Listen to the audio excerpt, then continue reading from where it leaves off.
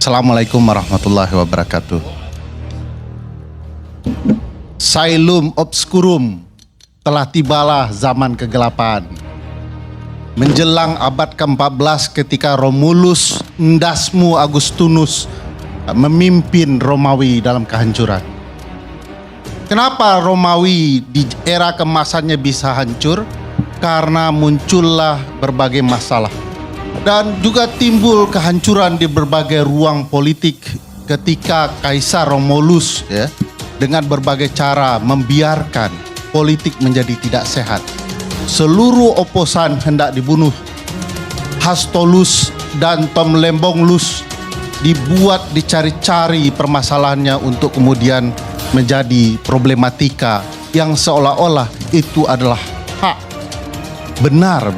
Padahal semua adalah permainan dan cerita politik belaka. Para pemimpin lupa bagaimana berbudaya.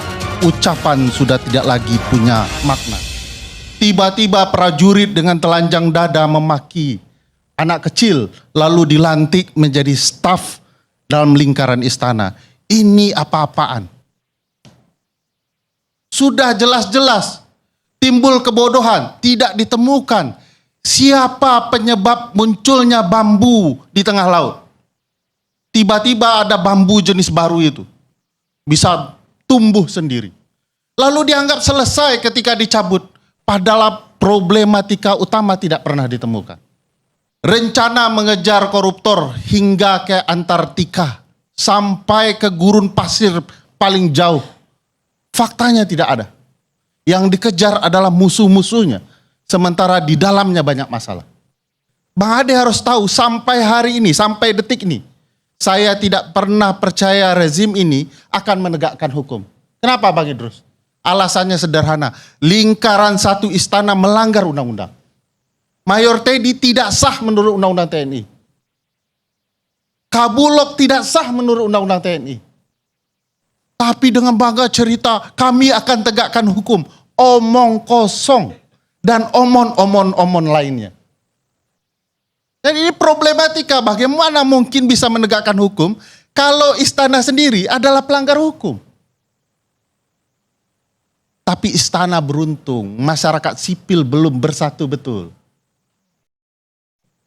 Masyarakat sipil masih cerita, itu oposan yang kemudian dipidana, ya wajar itu kesalahannya.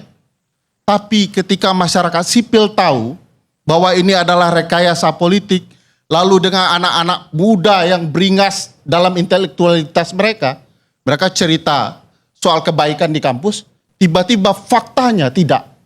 Mereka marah dengan intelektualitas mereka yang tidak dihargai. Saya tidak akan pernah bisa percaya dengan rezim ini akan kembali benar. Kalau presidennya malah meneriakkan hidup Jokowi. Saya mau katakan, Jokowi masih hidup, oleh karena itu adililah segera Jokowi itu. Karena banyak sekali kasusnya yang terpampang di depan mata kita, tapi tidak kemudian dihukum apapun. Saya yakinkan Bang, kalau pemerintah hari ini mengadili berbagai kasus korupsi, termasuk di lingkarannya sendiri, saya berhenti mengkritik pemerintahan ini. Tapi kalau kemudian dia hanya mengejar lawan-lawannya dan membiarkan apa yang terjadi di lingkarannya, semua ini omong kosong. Tidak akan ada orang yang percaya dengan pemerintahan Prabowo Subianto. Kalau teman-teman di pemerintah ingin bersiap dan menganggap ini semua bayaran, silahkan. Tapi ini tanda-tanda zaman. Kalau anak-anak muda sudah tidak nyaman, bersiaplah. Mungkin tidak hanya kursi Anda dijungkir balikkan. Mungkin tatanan baru hendak mereka ciptakan. Sekian, terima kasih. Assalamualaikum warahmatullahi wabarakatuh.